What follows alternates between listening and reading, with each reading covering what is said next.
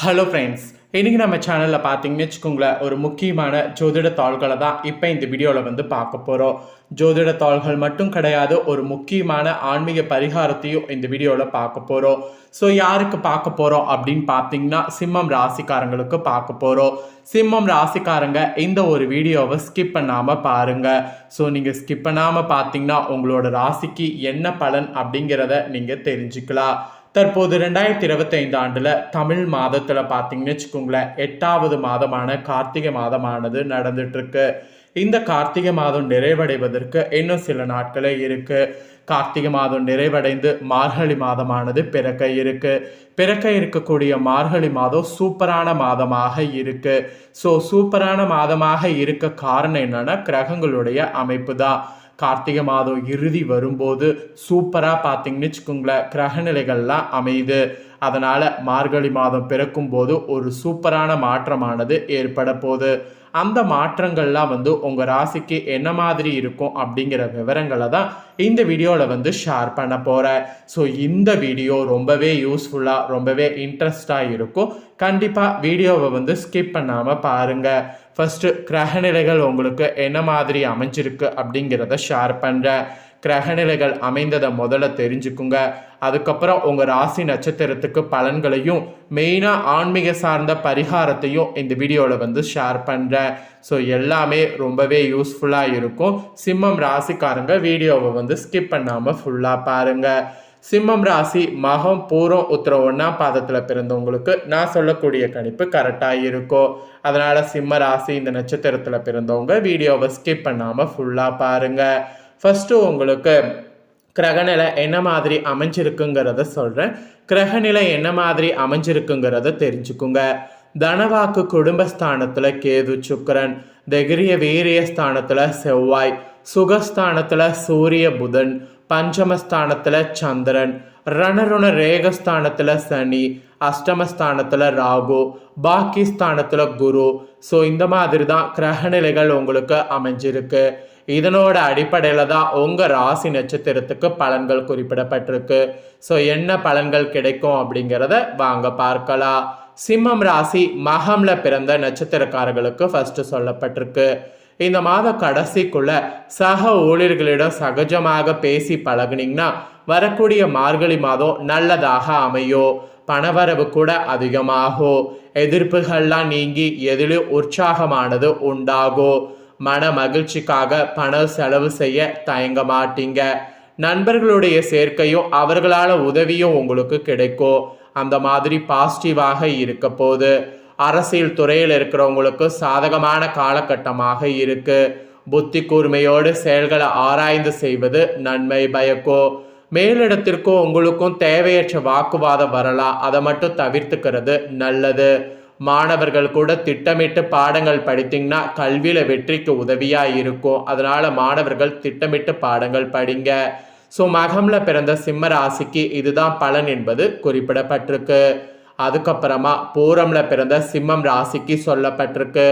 உங்களுக்கு இந்த மாத கடைசியில் தொழில் வியாபாரத்தில் கூடுதல் லாபம் கிடைக்க பெறுவீங்க. வியாபார தொடர்பாக இப்போ வெளியூர் பயணங்கள் மேற்கொண்டிங்கன்னா மார்கழியில் சாதகமான பலன் கிடைக்கும். உத்தியோகத்தில் இருப்பவர்களுக்கு வேண்டிய உதவிகள் மேல் அதிகாரிகள் மூலம் கிடைக்கும். பொறுப்புகள் மெயினாக கூடும். சிலருக்கு எதிர்பார்த்த பதவி உயர்வு கிடைக்கக்கூடும். அது தாராளமாக நீங்கள் நல்லா யூஸ் பண்ணிக்குங்க. பெண்கள் நீங்கள் வீண் வாக்குவாதங்களை தவிர்ப்பது நல்லது. எதிலுமே நிதானம் தேவை. பொருள் சேர்க்கை அப்போதான் உங்களுக்கு உண்டாகும். கலைத்துறையில் இருக்கிறவங்களுக்கு கூட புதிய வாய்ப்புகள் தேடி வரும். கிடைக்கக்கூடிய வாய்ப்பினை பயன்படுத்தி கொள்வது புத்திசாலித்தனம். உடன் இருப்பவர்களெல்லாம் ஆலோசித்து காரியங்கள் முன்னெடுப்பது உங்கள் வெற்றிக்கு தடை வராமல் காக்கும். அதனால் அந்த மாதிரி செயல்படணும். பூரம்ல பிறந்த சிம்ம ராசிக்கு இப்படி தான் இருக்கணும் என்பது குறிப்பிடப்பட்டிருக்கு. அதுக்கப்புறமா உத்திரம் 1ஆம் பாதத்தில் பிறந்த சிம்மம் ராசிக்கு சொல்லப்பட்டிருக்கு. இந்த மாதம் கடைசியில் குடும்பத்தில் வாழ்க்கை துணை மூலம் மகிழ்ச்சி உண்டாகும். உஷ்ண சம்பந்தமான நோய் வராமல் பார்த்துக்குங்க. இல்லைனா மார்கழியில் நிறைய வரக்கூடும். ஸோ எச்சரிக்கையாக இருப்பதன் மூலம் அதை வந்து நீங்கள் அடுத்த மாதம் தடுக்கலாம். பிள்ளைகள் மனமகிழும்படி நடந்து கொள்வாங்க. வீண் விவகாரங்களில் தலையிடுவதை தவிர்ப்பது நல்லது. இல்லைனா அதுவே உங்களுக்கு பெரிய இழப்பாக இருக்கும். குடும்பத்தில் கூட மகிழ்ச்சியானது கூடும். கணவன் மனைவிக்கிடையே நெருக்கமானது உண்டாகும். பிள்ளைகளுக்காக பாடுபட வேண்டியது இருக்கு. அவர்கள் உங்களை அனுசரித்து செல்வாங்க.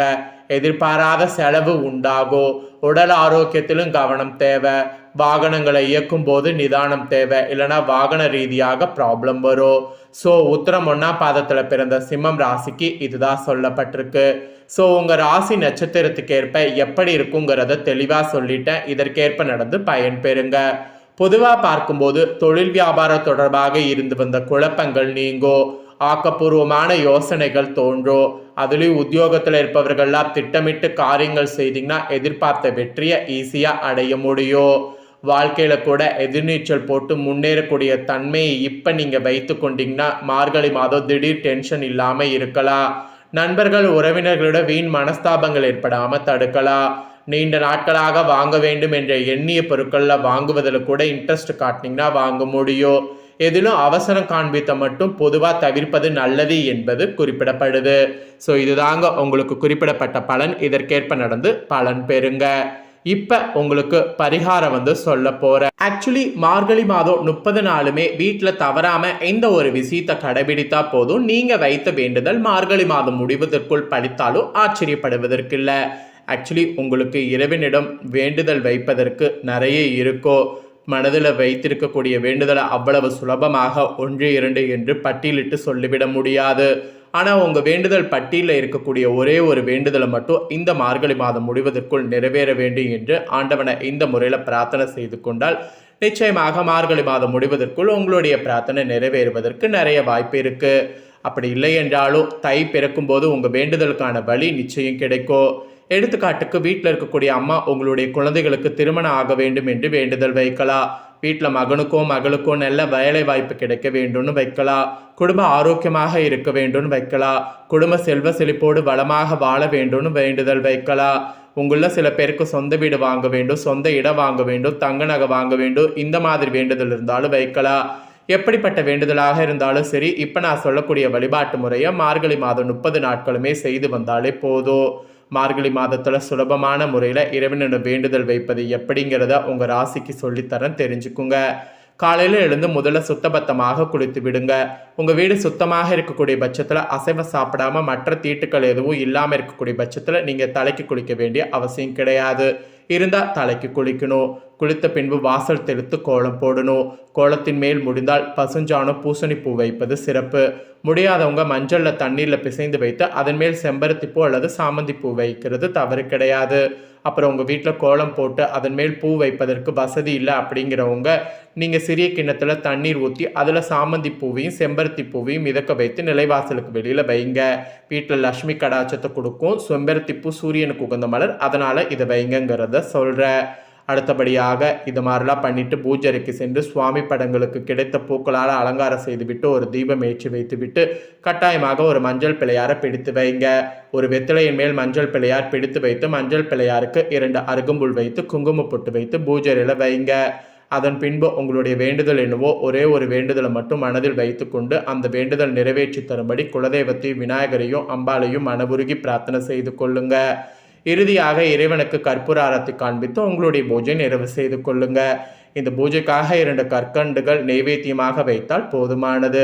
தினமும் மஞ்சள் பிள்ளையாரை புதியதாக தான் பிடித்து வைக்கணும். பழைய மஞ்சள் பிள்ளையாரை தண்ணீரில் கரைத்து செடியில் ஊற்றிருங்க. நீங்கள் ஏதாவது தீட்டு தடங்கு இருந்தால் அப்போ மட்டும் பூஜை செய்வதை நிறுத்திவிட்டு மீண்டும் அடுத்த நாள் பூஜை எப்போது போல் தொடருங்க. இந்த பூஜையில் மிக மிக முக்கியமாக கவனிக்க வேண்டியது என்னென்னா, நான் சொன்ன எல்லா வேலைகளையும் நீங்கள் காலை 6 மணிக்கு முன்பாக முடித்திருக்க வேண்டும். சூரிய உதயத்திற்கு முன்பு உங்களுடைய வேண்டுதலை இந்த மார்கழி மாதத்தில் இறைவனிடம் மானசீகமாக ஆத்மார்த்தமாக வைக்கக்கூடிய பட்சத்தில் அந்த வேண்டுதல் நிறைவேறாமல் போவதற்கு வாய்ப்பே கிடையாது. இந்த மார்கழி மாதத்திற்குள் நிச்சயம் உங்களுடைய வேண்டுதல் அந்த ஆண்டவன் நிறைவேற்றி வைப்பான் என்ற நம்பிக்கையோடு இந்த ஒரு பரிகாரத்தை செய்து பாருங்கள். ஸோ இதுதாங்க மார்கழியில் செய்ய வேண்டிய பரிகாரம்.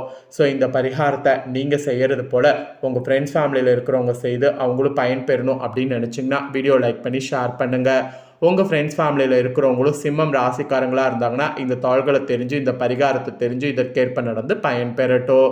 இதே போல் புதிய அப்டேட்டான நிறைய வீடியோ நம்ம சேனலில் போடப்படும். அதை எல்லாமே உடனுக்குடனே தெரிந்து கொள்ள மறக்காமல் நம்ம சேனலை சப்ஸ்கிரைப் பண்ணுங்கள். கூட பெல் பண்ண ப்ரெஸ் பண்ணுங்கள். ஃபஸ்ட் டைம் பார்க்குறவங்க அதை நீங்கள் பண்ணிட்டீங்கன்னா இனி நான் போகிற மற்ற அப்டேட்டான எல்லா வீடியோஸுமே உடனுக்குடனே தெரிந்து கொள்ளலாம். ஸோ மறக்காமல் பண்ணுங்கள். நெக்ஸ்ட்டு இதே போல் சுவாரஸ்யமாக வேறொரு புதிய ஆன்மீக ஜோதிட தாள்களோடு மீண்டும் இன்னொரு வீடியோவில் வந்து சந்திக்கிறேன்.